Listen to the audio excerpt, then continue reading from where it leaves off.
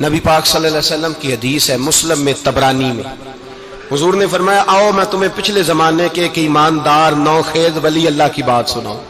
پچھلے زمانے حضور نے فرمایا پچھلے زمانے میں ایک بادشاہ جادو کے زور پہ حکومت کرتا تھا۔ جب وہ ایک جادوگر اس نے رکھا ہوا تھا تو جادوگر اس کو جادو بتاتا، وہ جادو کے زور پر حکومت کرتا۔ جادوگر بوڑھا ہو گیا تو کہنے لگا بادشاہ کوئی نوجوان میرے پاس بھیج دے، اب میں بوڑھا ہو گیا ہوں میرا پتہ کوئی نہیں کب مر جاؤں۔ ایک نوجوان کی ڈیوٹی لگائی، بڑا زیرک سمجھدار، اپنے رعایا میں سے چن کے جو ذہین فطرت مزاج بچہ تھا وہ اس نے لگایا۔ اللہ کے محبوب علیہ الصلوۃ والسلام فرماتے ہیں بچہ جادو سیکھنے لگا، وقت گزرنے لگا۔ بچہ جب جادو سیکھنے جاتا تو رستے میں ایک راہب بھی تھا جو انجیل جانتا تھا، وہ اللہ اللہ سکھاتا، لوگوں کو حضرت عیسیٰ علیہ السلام کی تعلیمات سے آگاہ کرتا۔ اس نے دیکھا کہ یہاں بھی لوگ اکٹھے ہیں تو وہ بچہ اس راہب کے پاس بھی اٹھنے بیٹھنے لگا۔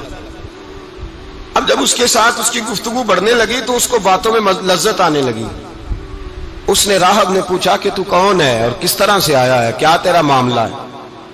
اس نے کہا جی میں جادو سیکھنے جاتا ہوں، آپ کی باتیں مجھے بڑی اچھی لگتی ہیں۔ اس نے کہا دین سیکھ، جادو سیکھنے والے کافر ہو جاتے ہیں، قرآن و حدیث سیکھنے والوں کو اللہ کامل ایمان عطا فرماتا ہے۔ فرمایا یہ سیکھ۔ بچہ بیٹھنے لگا، اس کے پاس آنے لگا، باتیں دل میں گھر کرنے لگی۔ ایک وقت آیا کہ مسلمان ہو گیا، اور مسلمان کیسے ہوا؟ بچہ کہتا ہے میں تجربہ کر کے ہوا۔ اب میں تھوڑا سا وقت جادوگر کے پاس بھی جاتا اور باقی سارا وقت وہاں بیٹھتا۔ میں ایک دن جا رہا تھا تو رستے میں اژدہا تھا، بہت بڑا سانپ تھا، رستہ روک کے کھڑا تھا۔ یہ حضور نے بیان کی حدیث۔ نبی پاک صلی اللہ علیہ وسلم فرماتے ہیں بچہ کہتا ہے کہ رستے کے اندر سانپ ہے، رستے بند ہے، لوگ چھتوں درختوں پہ چڑھے ہیں، ہراش ہے۔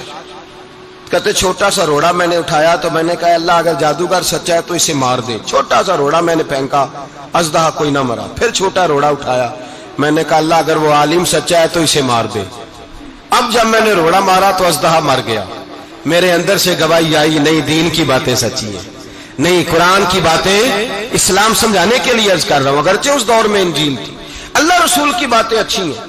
کہتے میں مسلمان ہو گیا، اب میں نے راہب کے پاس ہی رہنا شروع کر دیا، جادوگر کے پاس چھوڑ دیا اس بچے نے آنا۔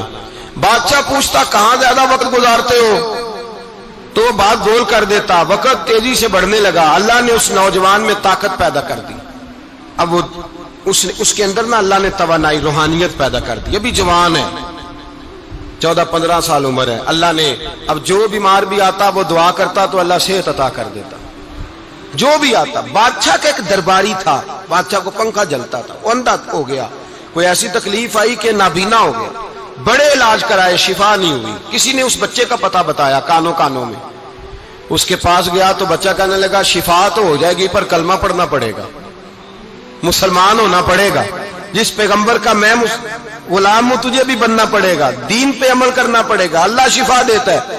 اس نے کہا تو مجھے کلمہ پڑھا، مجھے شفا دے، میں تیار ہوں۔ اس نے کہا شفا تو اللہ دیتا ہے۔ اس نے اللہ تبارک و تعالیٰ کا ذکر کر کے دعا مانگی، یہ مسلم شریف میں حدیث ہے، طبرانی میں موجود ہے۔ اللہ نے اسے شفا دی، اس نے کلمہ پڑھنا شروع کر دیا۔ یہاں ایک نقطہ لکھا ہے ہمارے علماء نے، کہتے ہیں جب اللہ ولایت عطا کرتا ہے نا تو یہ سفید بالوں والے کا حصہ نہیں ہوتی۔ اگر جوانی میں کوئی آدمی توبہ کر کے تصوف کے رستے پہ چلتا ہے تو سب سے زیادہ ولایت اللہ اسے عطا فرماتا ہے، سب سے زیادہ ولایت اس کے پاس ہوتی ہے۔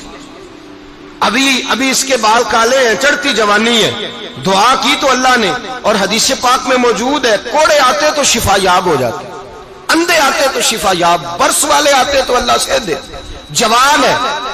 بادشاہ کے پاس وہ واپس گیا، وہ جو آدمی جس کی آنکھیں ٹھیک ہوئی تھی۔ بادشاہ نے پوچھا کہ کیسے شفا ملی؟ تو کہنے لگا میرے رب نے شفا دی ہے۔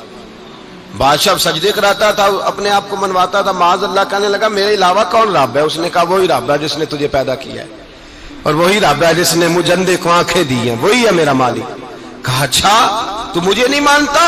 کہا نہیں میں اپنے رب کو مانتا ہوں۔ بادشاہ نے اسے سزا دی، ستایا، اس نے بچے کا پتہ بتایا، پھر بچے کو بلا کے ستایا تو اس راہب کا پتہ بتایا، راہب بھی قتل ہو گیا، نابینا بھی قتل ہو گیا۔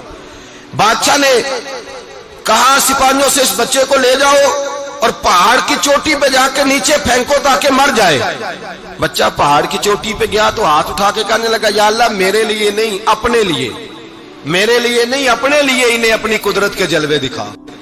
میرے لیے نہیں، اللہ کے بندے اپنی جان بچانے کی دعائیں نہیں مانگتے، اپنے لیے انہیں اپنی قدرت کے جلوے دکھا. یہ دعا مانگی، جتنے لوگ ساتھ آئے تھے وہ سارے زمین پہ گرے اور سب مر گئے، پہاڑ سے گر کے مر گئے. بچہ واپس سیدھا بادشاہ کے پاس کہنے لگا لو بھائی میرے رب نے مجھے بچا لیا ہے.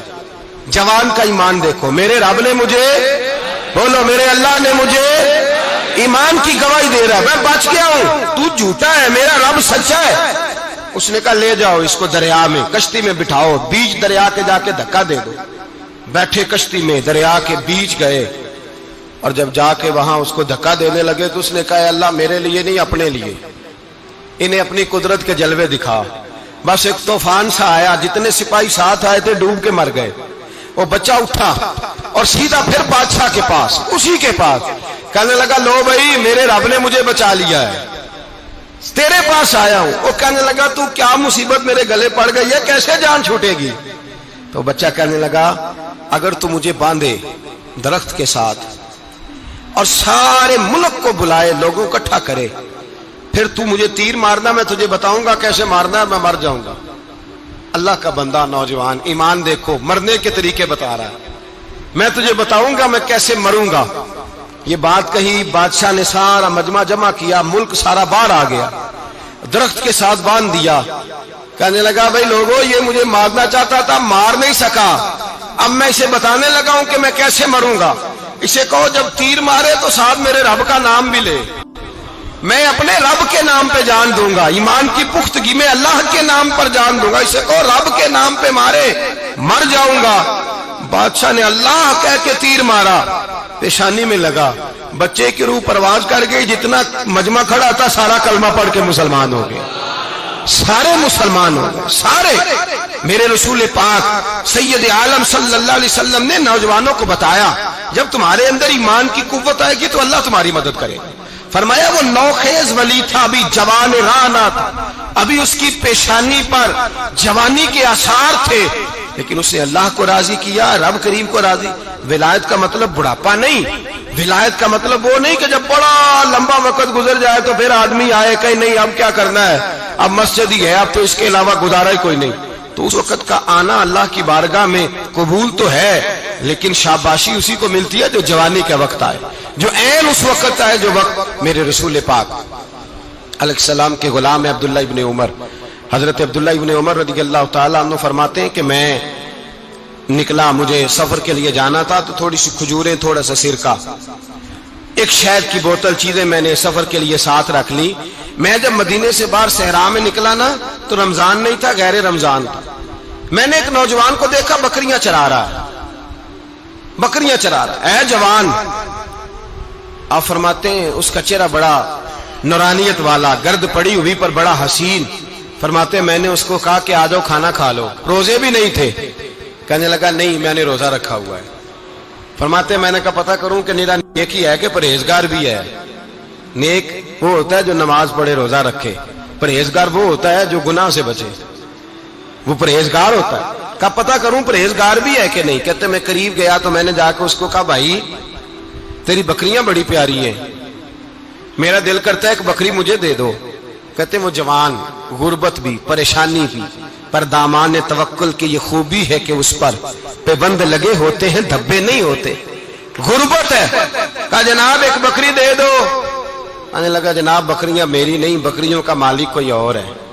کہتے میں نے آزمانے کے لیے کہا کہ بکریوں کے مالک کو کہنا ایک بکری بھیڑیا لے گیا ہے، کہہ دینا بھیڑیا لے گیا ہے. تو کہتے اس نے میری طرف دیکھا، گرد سے اس کے بال لٹے ہوئے، آنکھوں میں روشنی، چہرے پہ اطمینان، لب و لہجے میں ایمان کی طاقت. نوجوان کہنے لگا حضور بکریوں کے مالک کو تو کہہ دوں گا بھیڑیا لے گیا ہے، جب عرش کا مالک پوچھے گا تو کیا جواب دوں گا، اللہ کو کیا جواب دوں گا. کہتے ہیں میں کانپنے لگا، اس کی بات سن کے واپس آیا، جو کام نکلا تھا وہ چھوڑا، واپس لوٹ آیا. میں نے پتہ کیا کس کا غلام ہے، پتہ چلا فلاں آدمی کا ہے. کہتے میں نے پہلے غلام خریدا، پھر پتہ کیا تیرے پاس بکریاں کتنی ہیں، اس نے کہا 400. کہتے میں نے مالک سے ساری بکریاں خریدی، پھر غلام کو بلایا، پھر وہ بکریاں تحفے میں دی، تحفے میں۔ کہنے لگا حضور یہ سارا کچھ مجھے کیسے ملا؟ میں نے کہا تیرا ایمان بڑا پختہ تھا تو میرے رب نے تجھے انعام عطا فرمایا ہے۔